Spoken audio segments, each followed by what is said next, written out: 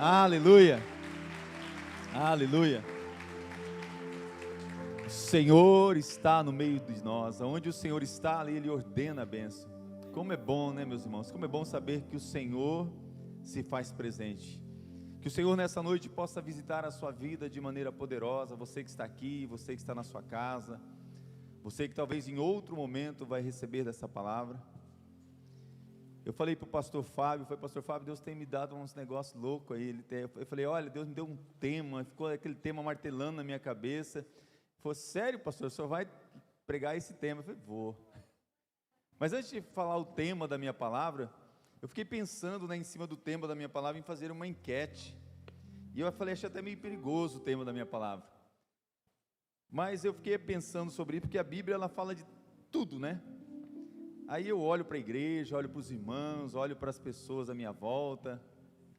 Aí eu falei, esse tema aqui, eu acho que ele é bem propício para um dia de ceia. Dia de ceia é um dia tão especial, né, meus irmãos? Dia de ceia é um dia de celebração. É um dia de cumprir essa ordenança tão maravilhosa, tão preciosa. E só pode participar da ceia do Senhor quem cumpriu a primeira ordenança. Creu em Jesus Cristo, deu pública profissão de fé e foi batizado em nome do Pai, do Filho e do Espírito Santo. Isso é um privilégio, porque nós participamos da ceia como igreja, treinando, irmãos, treinando, porque um dia nós vamos participar das bodas do Cordeiro, da ceia do Senhor, onde Ele mesmo vai servir a mesa. Já parou para pensar nisso? Que coisa maravilhosa, que coisa tremenda. E aí eu pensei no tema dessa palavra, e eu fiquei pensando assim, se você fizer uma enquete sobre esse tema, quais seriam as respostas? Então primeiro eu pensei assim, de passar para as mulheres, né, solteiras e casadas, né? Eu até pensei em entregar um papelzinho, colocar uma urna aqui, elas entregarem as suas respostas, mas eu falei, isso é perigoso. Então a primeira pergunta eu faria para as mulheres, né? Quem seria o homem mais bonito do mundo? Ai, ai, ai, hein? Então eu pensei em perguntar isso, pôr num papelzinho, né? Aí tem gente, mulher, o Douglas já cutucou, tem gente que já cutuca, fala que é eu, hein? Fala, né? O homem mais bonito do mundo. Aí eu falei, se depois eu ia fazer uma enquete só com os homens, né? Aí falar assim, agora você vai colocar no papel também. Aí esse tinha que ser, voto não podia ser secreto, tem que declarar ele, né? E a segunda parte era o seguinte, para os homens falar assim, qual o nome da princesa mais linda? Aí não é mulher mais linda, né? Porque você viu que eu coloquei homem bonito, não coloquei nem homem, né? Mais lindo, eu coloquei o homem mais bonito. E quem seria a princesa mais linda?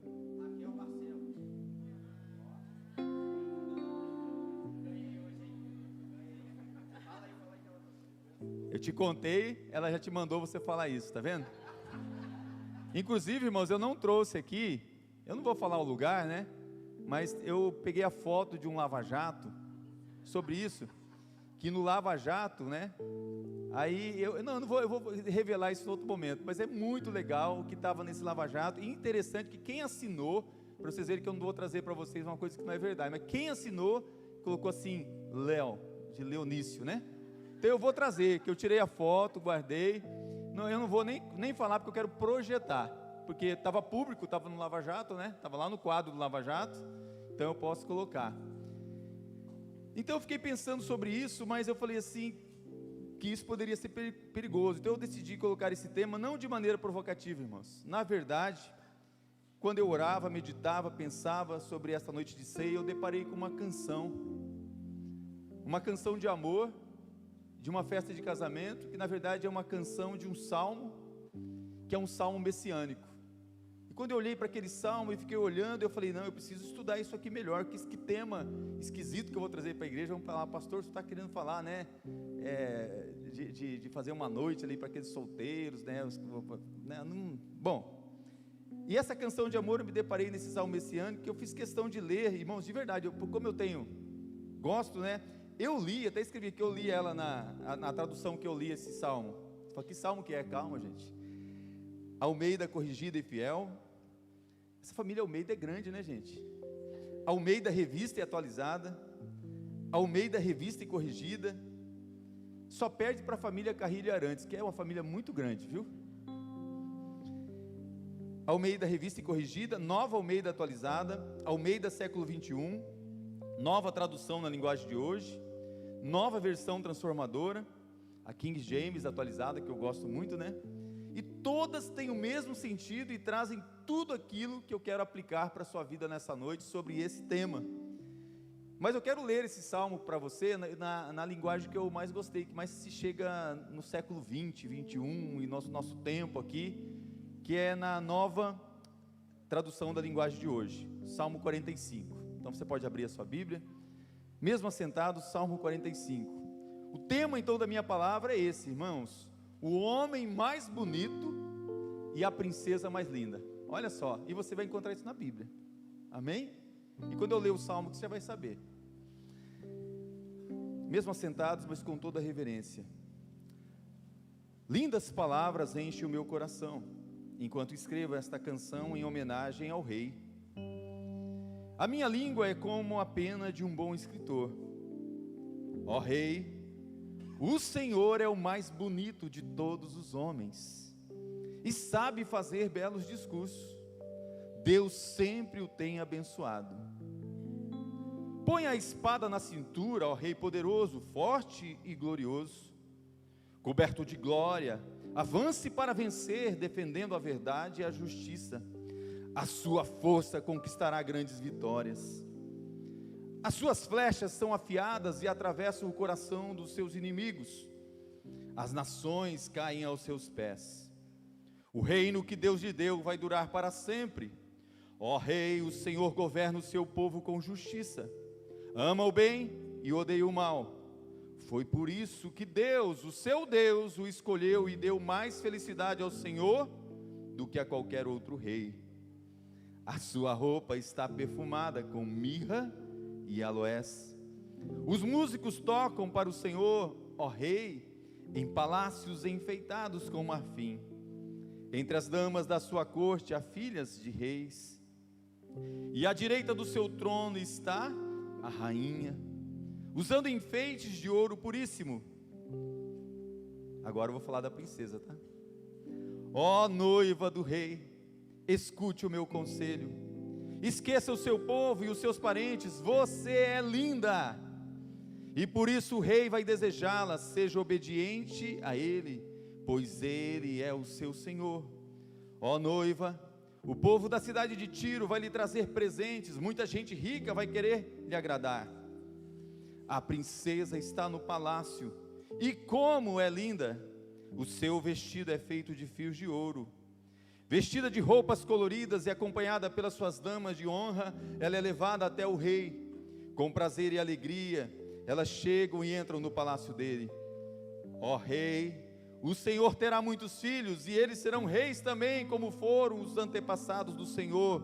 E o Senhor, ó rei, os governará, e governará o mundo inteiro, fará governar o mundo inteiro. A minha canção fará com que a sua fama seja sempre lembrado, e todas as nações te louvarão para sempre. Amém e amém. Que Deus possa, de maneira poderosa, falar aos nossos corações.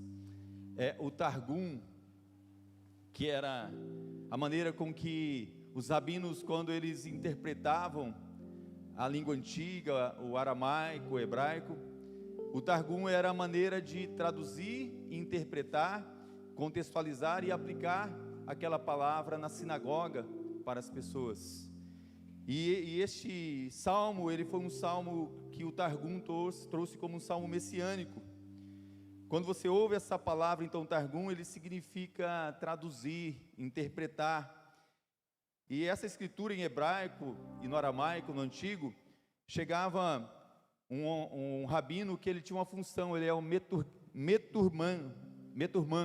Esse meturman era aquele que somente ele poderia trazer isso para a sinagoga, que aquilo já havia sido esmiuçado, já havia sido interpretado e já poderia ser aplicado diante da assembleia diária, diante do povo do Senhor. As indicações messiânicas, nem todo salmo ele é um salmo messiânico, mas esse Salmo 45, ele precisa passar por um crivo de que ele é salmo messiânico. E todos os intérpretes cristãos antigos, sem hesitação, supõem que se refere aos Messias, Como tudo, há contradições, alguns que não concordam, mas a maioria dos estudiosos concordam nisso. Por quê? Primeiro, baseado que não há evidência no Salmo que ele se refere a Davi. Você sabe que muitos salmos são de Davi. E até interessante que muitos estudiosos estavam querendo saber se esse homem bonito, né, porque um dos reis mais bonitos que existiram era Saul, se não era Saul. Mas os estudiosos viram que não era Davi, não era Saul. Parece que igualmente claro que o Salmo não se refere a Salomão. Também, por razões mais fortes ainda, o Salmo não pode se referir a nenhum príncipe persa, porque jamais o Targum, jamais eles colocariam na sua sinagoga, né, e escreveriam no seu livro alguém que não fosse do povo hebraico. Então a opinião restante, portanto, é que o Salmo tinha uma referência original e exclusiva do Messias. E algumas coisas se destacam, trazendo uma perfeição de algo eterno. E 8 coisas são colocadas sobre este Salmo. Este Salmo, primeiro, ele olha para o futuro, para o advento glorioso. Então, tudo que é messiânico tem a ver com o advento futuro. Esse Salmo, ele fala da beleza do rei. Em terceiro lugar, fala da vinda gloriosa do rei, da deidade do rei. Há uma mistura, uma aplicação de que um rei terreno que prefigura um rei eterno. E o marido, esse rei, ele tem um nome, e quando você entra no hebraico e vai procurar o nome desse rei, é Adonai. Virgens acompanham a rainha, talvez para simbolizar os remanescentes dos judeus, até baseado em Romanos 11:5. E há uma relação entre o rei e a terra muito forte. Então esse salmo, ele é caracterizado como um salmo messiânico. Por isso eu posso dizer para você que há um poder real e sagrado nas palavras desse salmo. Porque como em toda a Bíblia ela não contém a palavra de Deus, ela é a palavra de Deus. Eu gostaria que você permitisse nesse momento que o Espírito Santo nos auxiliasse, que você permitisse agora que o Senhor pudesse falar com você de maneira tremenda e profunda, porque toda vez que você se depara com um salmo messiânico, ele tem a ver com você, ele tem a ver comigo, porque as boas novas do Evangelho, elas são a vinda do Messias, e todo aquele que recebeu o Evangelho, a boa notícia, agora é portador dessa boa notícia e precisa anunciar o Messias. Se nós não fizermos isso, se você souber que a espada vai chegar na casa de alguém, na vida de alguém, em alguma nação, e você não avisar, e realmente isso acontecer, o sangue daquela pessoa, o sangue daquela comunidade, o sangue daquela nação será cobrado de você. Isso está na palavra do Senhor, porque somos atalaias para anunciar sobre o Messias. Mesmo não sabendo qual rei poderia ser, a referência messiânica vem numa raiz que é muito ligada à raiz de Davi, de um rei como Davi que venceu gigantes, de um rei que enfrentou guerras, de um rei que precisou da sua espada para guerrear. As descrições do poeta falam muito forte de que existe ali um noivo, e o noivo é o rei. E eu tenho certeza que você é muito esperto, você já vai rapidamente captar que existe uma noiva, que é uma princesa. E eu espero que você já tenha entendido que essa noiva, essa princesa linda, é a igreja. E numa noite de ceia eu não poderia deixar de falar para você de algumas coisas que estão aqui nesse texto, porque quando você começa a ler esse Salmo 45, ele já começa a dizer que esse rei, ele é o mais lindo. Aí você fala, mas espera lá, a Bíblia fala que Jesus, nele, como homem, não havia beleza, nem formosura, não havia nele nada que desejássemos, e como ele pôde se tornar assim mesmo o desejado das nações, como ele poderia ser comparado o mais belo, o mais lindo? A palavra do Senhor diz que Jesus era perfeito, e se ele era perfeito em tudo, como Mateus diz, ele era perfeito em sua beleza, ele era perfeito em todos os seus atos, ele era perfeito em sua existência. E é interessante que esse salmo, ele começa dizendo assim, que quando ele falava belas palavras e falava com conhecimento, esse rei. E é interessante que a palavra do Senhor, quando você lê João, lê Lucas, fala que quando Jesus, João 7 fala sobre isso, Lucas também fala nas parábolas, né, da ovelha perdida, da dracma, do filho pródigo. Antes de Jesus falar, as pessoas ouviam as parábolas porque sabiam que ele ia falar coisas belas, tremendas. Quando ele fala da casa construída na rocha, as pessoas dizem assim: quem é este?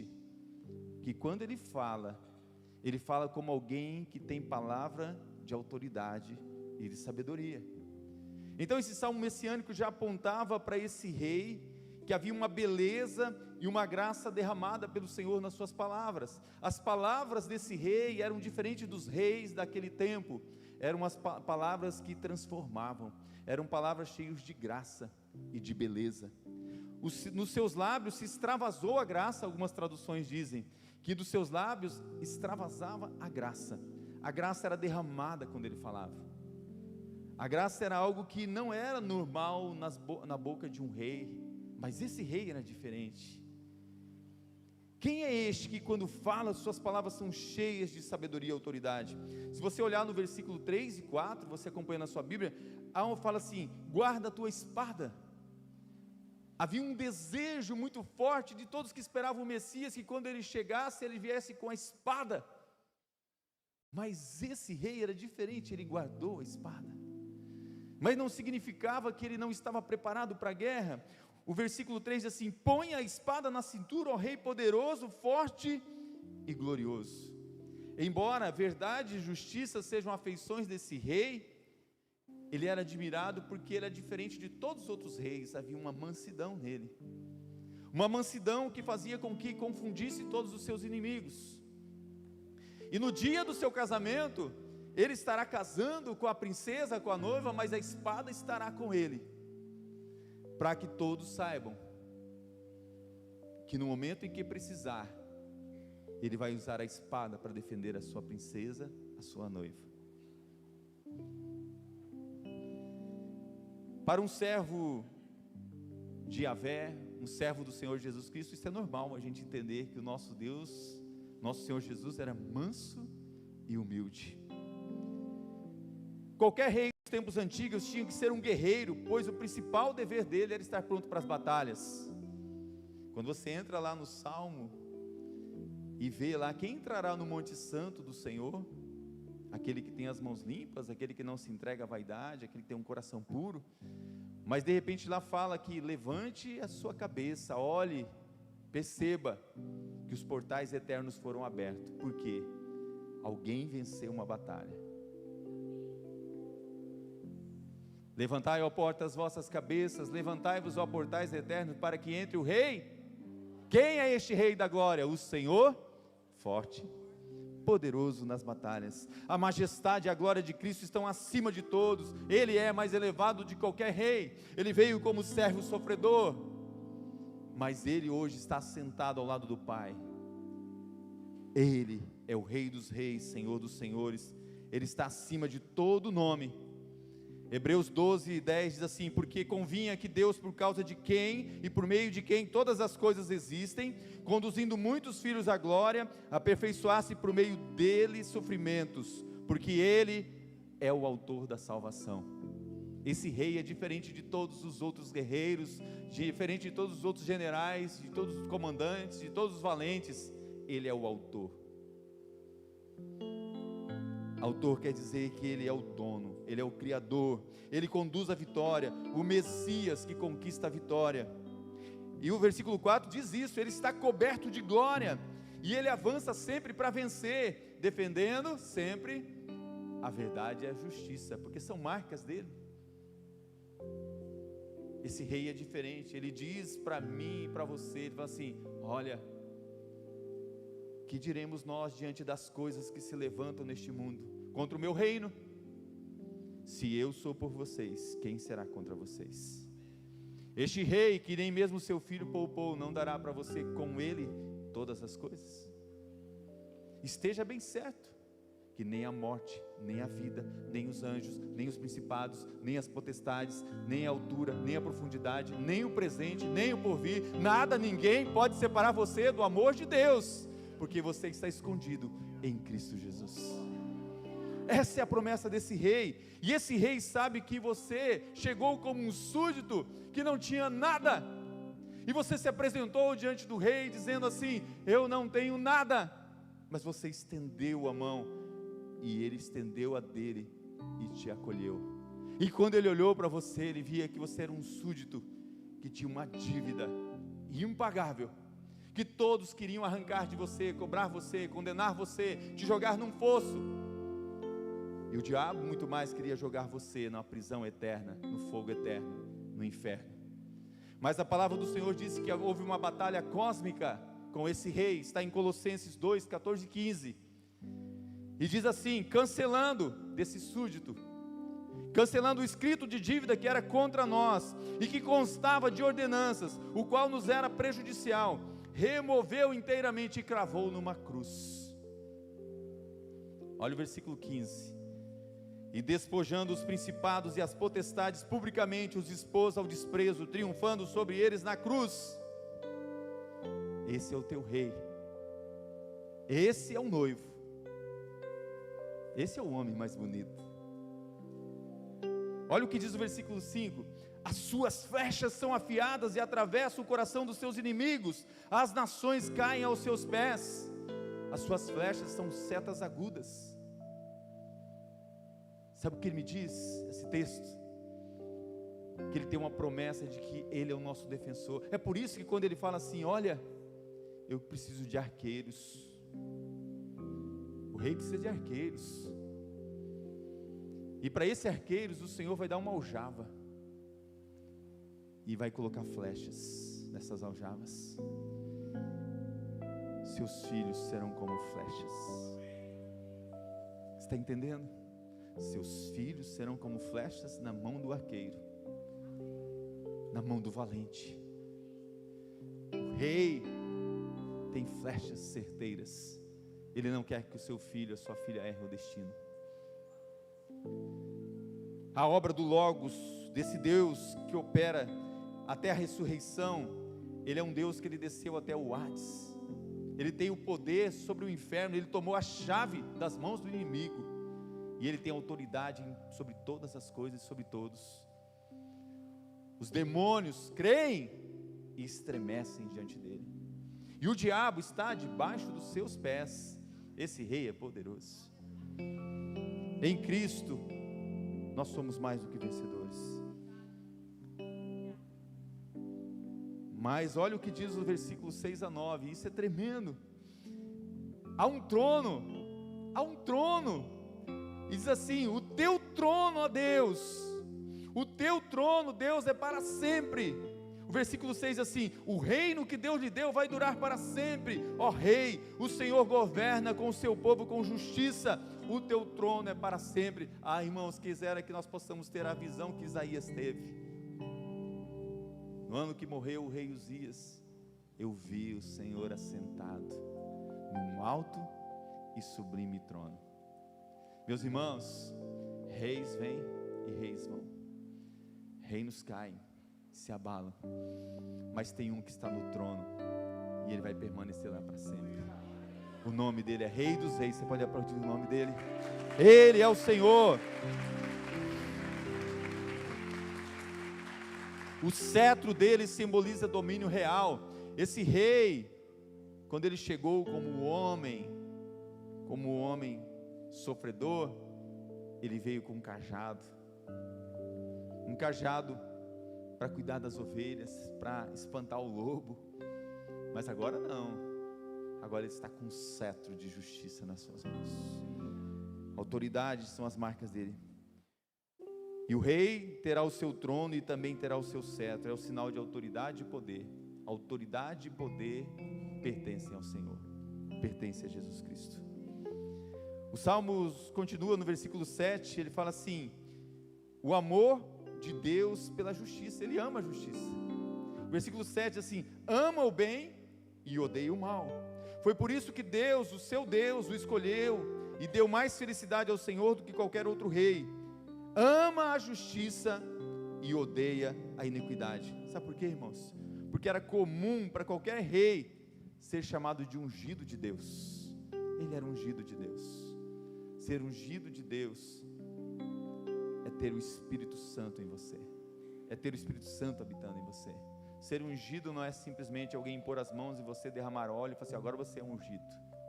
Não, você tem o selo, precisa ter a marca, precisa ser selado pelo Espírito Santo, porque quando você é ungido do Senhor, o óleo da alegria faz parte da sua vida, o óleo da alegria faz parte do seu viver, porque o Senhor é a sua força, e Ele é a sua alegria, Ele é.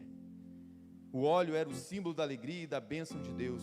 É por isso que quando você lê a comunhão, como que a comunhão ela traz unidade, traz alegria? Ó, quão bom e quão suave é que os irmãos vivam em união. É como o óleo que desce, e desce sobre a barba de Arão. Arão era o sacerdote, é um óleo que desce, é o óleo do Espírito, o sacerdócio do Senhor sobre a sua vida, sobre a sua casa, sobre a sua família. Os palácios dele, os palácios desse rei. Salmo 45:8, os palácios são todos de marfim. A expressão palácio de marfim não se refere a palácios feitos totalmente de marfim, mas sim palácios com interior e talvez móveis recobertos de marfim, ou seja, algo perene, algo que não perece, algo que não é destruído, algo que é para sempre. Sabe o que ele está dizendo aqui? Os seus palácios são de marfim. 1 Coríntios 3, se não me engano 16, fala assim: não sabeis vós que sois templo de Deus e que o Espírito Santo habita em vós? Sabe o que ele me diz? Se alguém tentar destruir você, eu o destruirei. Esse é o que o rei está dizendo. Oh, minha noiva, minha princesa, você é menina dos meus olhos, ele não pode te tocar. Versículo 8 diz que a sua roupa está perfumada com mirra e aloés. Os músicos tocam para o Senhor, ó rei, em palácios enfeitados com marfim. Isso me faz pensar, irmãos, que o bom cheiro de Cristo deve acompanhar a vida da igreja, a minha vida, a sua vida. Por onde eu passar, eu deixar o bom cheiro de Cristo. Para uns, o bom cheiro de Cristo vai ser para a vida. Para outros, infelizmente, vai ser para a morte. Porque se existe um pecado imperdoável, é a blasfêmia contra o Espírito Santo. Porque o Espírito Santo, ele convence do pecado, da justiça e do juízo de Deus. Esse noivo é maravilhoso, né? Esse rei. Depois eu vou falar um pouquinho mais dele, mas eu quero falar um pouquinho agora da princesa mais linda, a noiva. Você está com a Bíblia aberta aí? Os versículos de 10 a 17 vão falar dessa noiva. Irmãos, é tremendo quando você abre Apocalipse, aquela visão de João.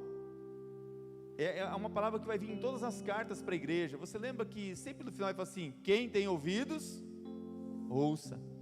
Você sabe que o maior mandamento de todos é: ouve, ó Israel, amarás o teu Deus, né? E começa, né? Mas a primeira palavra é ouve, ouve.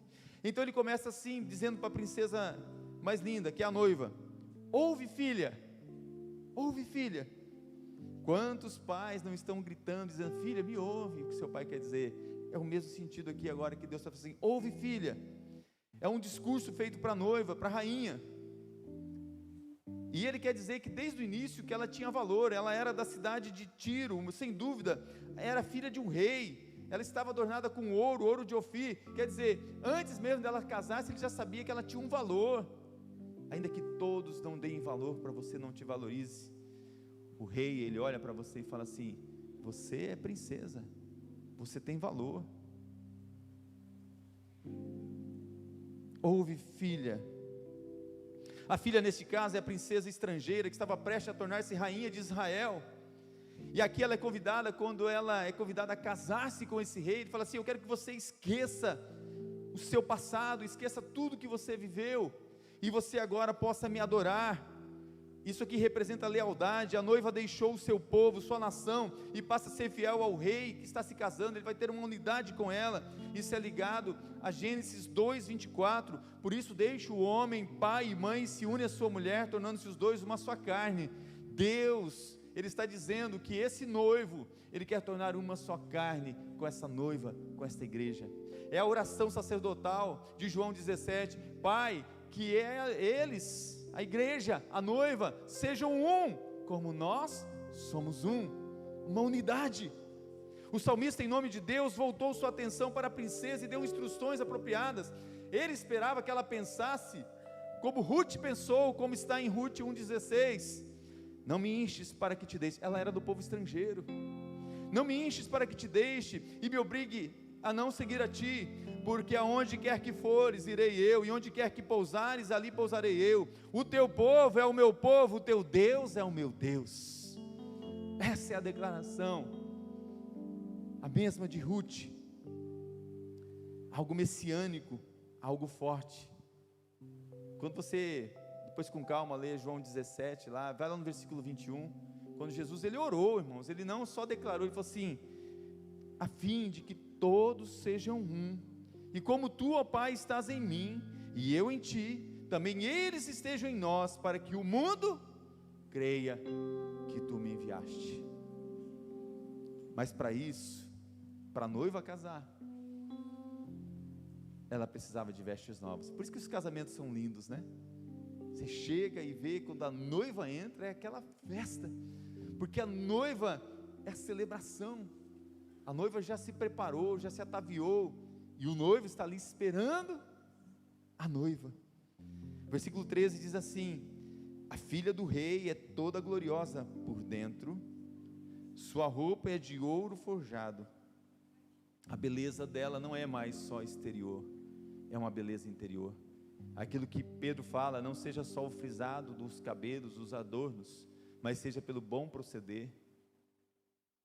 Ela será trazida ao rei em vestes bordadas. As virgens, suas companhias que a seguem, serão trazidas ao rei. Então a bela noiva deixa a sua família para integrar agora a família do seu marido, do seu rei.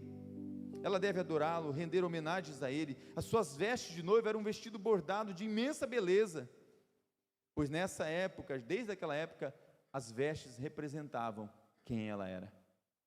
Ela era uma princesa, ela era noiva. Nós vamos celebrar a ceia. Abra sua Bíblia em Apocalipse 19, deixa lá.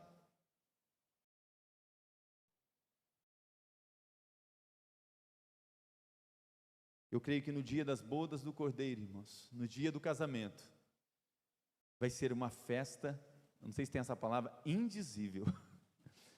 Vai ser uma alegria incomunicável. Vai ser um momento, se você já se alegra, né, num dia de casamento, imagine o dia do casamento da igreja com Jesus. Apocalipse 19, a partir do 5, olha o que diz: e do trono saiu uma voz que dizia: louvem o nosso Deus todos vocês, os seus servos, todos os que o temem, os pequenos e os grandes. Então ouvi o que parecia ser a voz de uma grande multidão, uma voz como de muitas águas e como de fortes trovões, dizendo: aleluia, pois reina o Senhor nosso Deus, o Todo-Poderoso. Versículo 7, alegremo-nos, exultemos e demo-nos de glória, porque chegou a hora das bodas do Cordeiro, e a noiva dele já se preparou. Olha o versículo 8, a ela foi permitido vestir de linho finíssimo, resplandecente e puro, porque o linho finíssimo são os atos de justiça dos santos. Quem era esse rei? Verdade e justiça. Então o anjo me disse: escreva, bem-aventurados aqueles que são chamados à ceia das bodas do Cordeiro. Em nome de Jesus, o Senhor me autoriza pela sua palavra, como ministro do Evangelho, a dizer para você que está aqui, a cada um, todos aqui, você que está na sua casa, você que vai receber essa palavra em outro momento, você nesta noite está sendo convidado para participar das bodas do Cordeiro. Você está sendo convidado para fazer parte da igreja gloriosa, ser a noiva naquele dia. O Senhor está te convidando. E acrescentou: são essas palavras verdadeiras, palavras de Deus. Prostrei-me, versículo 10, diante dos seus pés para adorá-lo. O anjo, porém, me disse: não faça isso.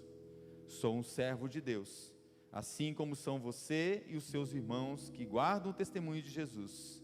Adore a Deus, pois o testemunho de Jesus é o espírito de profecia. Nesta noite de celebração da ceia do Senhor, a figura profética aqui é o casamento do Senhor com Jesus, com a igreja. Tem algumas coisas que eu quero ministrar agora ao seu coração, ministrar a sua vida, porque há uma totalidade da pessoa de Jesus que não há em qualquer outra coisa. Ele é completo. Imagine se você pegasse todas as pedras preciosas do mundo e começasse a juntá-las e armazená-las. Não teriam nada a ver com Jesus, porque se fosse para colocar as pedras, elas teriam que ficar todas em posição igual o peitoral que ficava no sacerdócio, todas organizadas, cada cor, cada lugar, cada pedrinha no seu devido lugar, porque o nosso Jesus é perfeito. Se você pegasse todas as tapeçarias, um tapeceiro fosse tecer algo, tinha que ser algo muito perfeito, que não tivesse nenhuma emenda, onde você não encontrasse o começo e nem fim. Jesus era perfeito em tudo. Todo o seu ser era completo, não apenas suas diversas partes, mas como um todo gracioso e glorioso. O seu caráter não dá para comparar com o caráter de nenhum ser humano. O seu caráter não é uma massa de cores misturadas confusamente, nem uma pilha de pedras preciosas. Ele é um retrato de beleza e um peitoral de glória. Por isso os sacerdotes tinham que colocar aquele peitoral representando cada tribo, a perfeição, a unidade. Nenhum traço de sua gloriosa pessoa atrai a atenção dos outros, a não ser o fato dele ser perfeito em tudo. Ele é perfeito. Pense em alguma coisa que não é perfeita, não tem nada a ver com ele. Pastor, mas e as coisas que eu vejo erradas? As coisas que eu vejo que eu não gosto? Aos olhos do Pai, tudo é perfeito. Sabe por quê? Aquilo que você acha que não tem jeito, quando chegar lá nos céus, você vai ter muita surpresa. Muita surpresa. Queria que você fechasse seus olhos agora, tivesse seu momento de oração. Eu quero ministrar algo muito forte. Eu queria, em forma de oração, que você recebesse esse rema, essa palavra agora. Eu queria que você, com a mão no coração, declarasse: ó Jesus, eu sei que o Senhor pode tudo. Queria convidar o pastor Christian com a equipe. Eu queria aquela canção que nós cantamos por último agora. Com a mão no seu coração, declare agora: ó Jesus, o Senhor pode tudo. Tem alguma coisa impossível na sua vida, meu irmão, minha irmã? Tem alguma coisa precisando ser transformada? Eu quero dizer para você que o Rei, Ele quer casar com a igreja, a noiva, e o Rei pode transformar e tornar a noiva bela para aquele dia. Não há algo que Ele não possa mudar na sua vida. Queria que você, com a mão no coração, declarasse: ó Jesus, tudo tu podes. Tua graça, tua justiça, tua mansidão, tua verdade, tua majestade, tua imutabilidade pode mudar tudo na minha vida. Tua eternidade, teus sofrimentos, teus triunfos, tua morte, tua imortalidade. Tu és tudo. Tu és maior que todas as coisas. Tudo que era impossível se torna possível no Senhor. Como todas as cores se misturam num arco-íris resplandecente, assim todas as glórias do céu e da terra encontram em Ti, Jesus, tudo, a perfeição. E une-se tão assombrosamente que não há nada como Tu em todas as coisas. Mas ainda se todas as virtudes das coisas mais excelentes fossem unidas num fardo, elas não poderiam rivalizar contigo, pois espelhas toda a perfeição. Meu Jesus, fostes ungido com o santo óleo de mirra e cássia, que o Deus Criador, reservou apenas para Ti. E quanto à Tua fragrância, é como o perfume santo, daquele que ninguém mais pode um dia fabricar, nem mesmo com a arte do boticário. Cada especiaria é perfumada, mas a composição é divina. Como o poeta escreveu: ah, sagrada simetria, ó rara conexão de muitos perfeitos para fazer uma perfeição, ó música celestial em que todas as partes se encontram num doce acorde para fazer uma melodia perfeita. Ah, Jesus, Tu és perfeito, Senhor. Obrigado, ó Pai, que mesmo com nossas imperfeições, mesmo com nossos erros, nossas falhas, mesmo, ó Pai, nós não tendo direito de nada, não temos direito de nada, de reivindicar nada, o Senhor nos permite nos achegar diante da Tua presença. Obrigado, ó Pai, porque nós estávamos abandonados.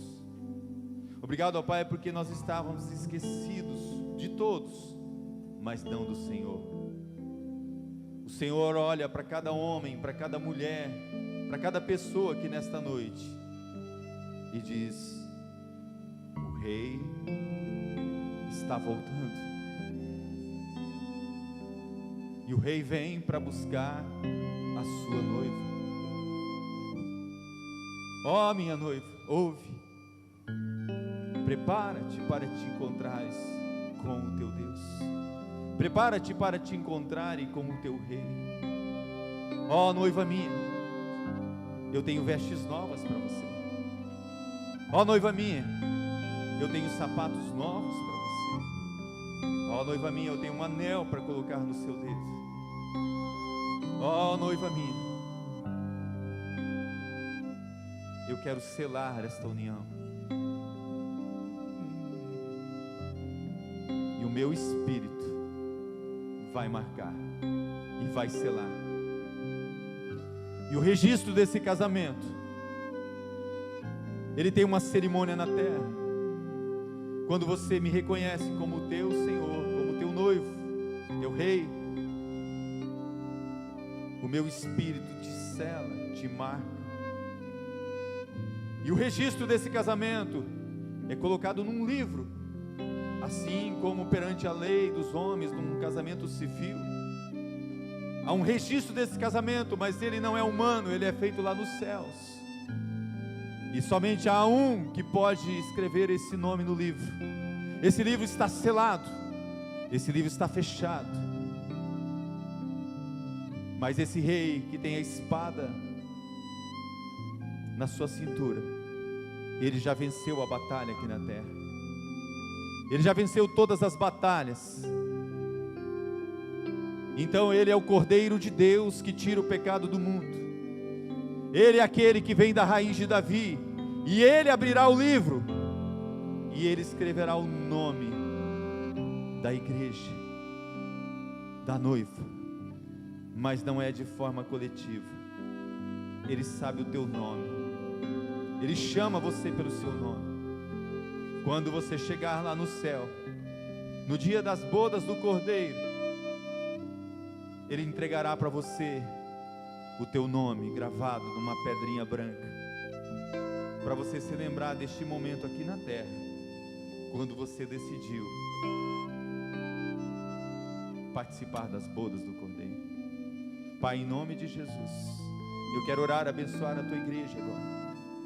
Você que está aqui, que um dia já entregou a vida para Jesus. Você que está aqui, que ainda não entregou a vida para Jesus, mas entende que o Senhor te convida a participar das bodas do Cordeiro. Se você está aqui e reconhece que Ele é o Rei e que você é a noiva, é a igreja, eu quero convidar você a colocar-se em pé. E nós vamos adorar o Senhor. Nós vamos bendizer o Senhor. Nós vamos declarar toda a honra e toda a glória a Ele. Comece a adorar o Senhor, dizer frases de adoração. Ah, adore.